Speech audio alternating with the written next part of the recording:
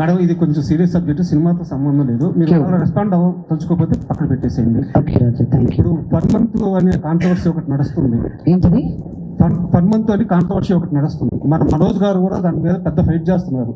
ఒక చిన్న పాపని అబ్యూజ్ చేసి చైల్డ్ అబ్యూజ్ ట్రోలర్స్ రోస్టర్స్ అని చెప్పేసి 1 month అనే ఒక ఛానల్ వాళ్ళు, మన మనోజ్ గారు కూడా దాని మీద చాలా సీరియస్గా ఫైట్ చేస్తున్నారు. అంటే మాకు తెలిసి మంచి ఫ్యామిలీ అంటే ఓన్లీ సినిమాలే కాదు, సొసైటీలో ఉన్న గుడ్ కూడా, వాళ్ళు గుడ్ కోసం ఫైట్ చేస్తారు, బ్యాడ్ని అపోజ్ చేస్తారు.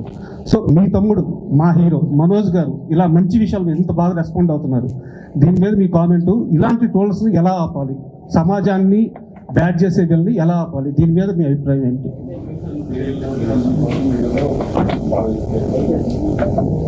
ఏమండి, నాకు బాధ వేస్తుంది ఫస్ట్ అండ్ ఫార్మోస్ట్. ఇంత నెగటివిటీతో కూడా ఉన్నారా అని. బట్ ఐ ఆల్సో ఫీల్ వాళ్ళకి రోటీ కపడా మఖాన్ ఈ 3 ఉంటే వాళ్ళు ఇలా చేయరేమో అని. యూట్యూబ్లో తమ్నెయిల్స్ చూసి మా అమ్మ నాకే ఫోన్ చేసి నువ్వేంటి నేను ఇక్కడ ఇలా చేసావంట కదా అని. అమ్మే నేను నీ దగ్గరే ఉన్నాను కదే. అవును కదా, కానీ ఇలా ఎందుకు రాశారు? ఐ సెడ్ ఫస్ట్ నువ్వు చూడడం మానే. బట్ చూడడం మానేయడం కుదరదు, స్ట్రిక్ట్ యాక్షన్స్ తీసుకోవాలి. Because this is still a new medium. అందరూ నేర్చుకుంటున్నారు. అందరూ ఎంత సెన్సేషనల్గా పెడితే లక్ష్మీ మంచు స్లాపింగ్ సంబడి అని ఉంది యూట్యూబ్లో, అది మీరు క్లిక్ చేస్తే నేను మేజర్ చంద్రకాంత్కి క్లాప్ కొడుతున్నాను. దానికి స్లాప్కి క్లాప్కి తేడా తెలియని వాళ్ళతోటి డిస్కషన్ ఎలా చేయాలండి.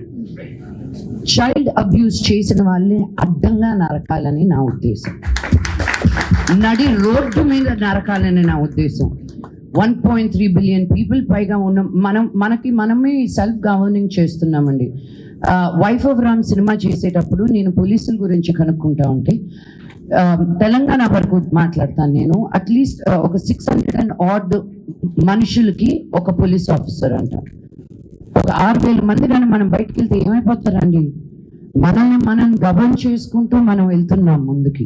సో ఇలా తప్పు చేసిన వాళ్ళు ఎవరో ఒకరు ఆవును తిన్నారనో, ఎవరో ఒకరు హిజాబ్ వేసుకున్నారనో, ఎవరో ఒకరు మతాన్ని కరెక్ట్ చేస్తున్నారనో అని బాధపడమాకండి.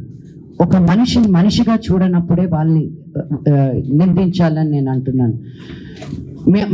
మా గురించి ఎందుకు ట్రోల్స్ వస్తాయి, ఎందుకు ఇవి వస్తాయి అంటే ఉన్నట్టు మాట్లాడతాం కాబట్టి. మాకు పొలిటికల్గా ఉండడం రాదు. మా నాన్న ఎప్పుడు అన్నారు, ఏదైనా అన్యాయం జరుగుతుంటే ముందుకెళ్ళి ఫైట్ చేయండి అని. మమ్మల్ని చూసి ఇంకో 100 మంది వస్తారని. ఎవరో ఇంట్లో కూర్చొని వాళ్ళ టైప్ కొట్టుకునే వాళ్ళ గురించి నేను ఆలోచించడం కరెక్ట్ కాదు.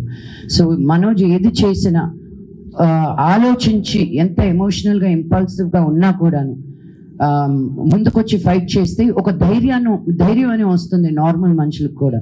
అందుకే నాకున్న ఈ ప్లాట్ఫామ్, ఈ వాయిస్ని నేను తక్కువ అంచనాగా చేయను. ఈరోజు 33 స్కూల్స్ ఓపెన్ చేసాం మేము యాదగిరిగుట్టలో. 2022 నుంచి ఇప్పటి వరకు 84 గవర్నమెంట్ స్కూల్స్లో స్మార్ట్ క్లాస్ రూమ్స్ పెట్టాం. అక్కడికి ఎందుకు వెళ్ళి పెడుతున్నారండి, ఇక్కడ పెడితే మీకు ఇంకా ఎక్కువ మీడియా కవరేజ్ ఉంటుంది కదా అని. నేను మీడియా కవరేజ్ గురించి ఆలోచిస్తే యాదగిరిగుట్ట దాకా నేను వెళ్ళి చెయ్యాలా? నాకు బలహీన వర్గాలకి హెల్ప్ చేయాలంటే నాకు ఇష్టం. మా నాన్నకి నాకు ఒకటి తేడా, ఆయన గవర్నమెంట్ స్కూల్కి వెళ్ళారు, నేను ప్రైవేట్ స్కూల్కి వెళ్ళాను. ఆయన బయటకు వచ్చి ఏదో ఒకటి ఉండకపోతే నేను కూడా మోదుగులపాలెంలో రైతు బిడ్డగానే మిగిలిపోయేదాన్ని. అది తక్కువ అనట్లేదు నేను, కానీ అందరికీ ఒక ఆపర్చునిటీ ఉండాలి అన్న ఉద్దేశంతో నేను గవర్నమెంట్ స్కూల్ పిల్లలతోటి పనిచేస్తున్నాను. ఊరిని బాగు చేయనక్కర్లే, ఒక బడిని బాగు చేస్తే చాలు, వాళ్ళే ఊరిని బాగు చేస్తారన్న నమ్మకం నాకు. So it's really heart breaking. నేను వినలేదు ఇది ఇంకా, బికాజ్ నేను చూడడం మానేశానండి. ఫస్ట్ అండ్ ఫార్మోస్ట్ న్యూస్ చూడడం మానేశాను. అప్లోడ్ వరకే కానీ మళ్ళీ కామెంట్స్ చూస్తే రాత్రి భోజనం చేయలేము తెలుసా. ఎందుకు ఇంత హర్ట్ఫుల్గా మాట్లాడతారు? యూనో, వ్యక్తిగతంగా మా ఫ్యామిలీని అంటారు, మా అమ్మని అంటారు, నా కూతుర్ని అంటారు. వెనక్కి తిరిగి నేను అనడంలో ఎంతసేపు పడుతుంది చెప్పు? మీకు లేరా అమ్మలు, మీకు లేరా కూతుర్లు?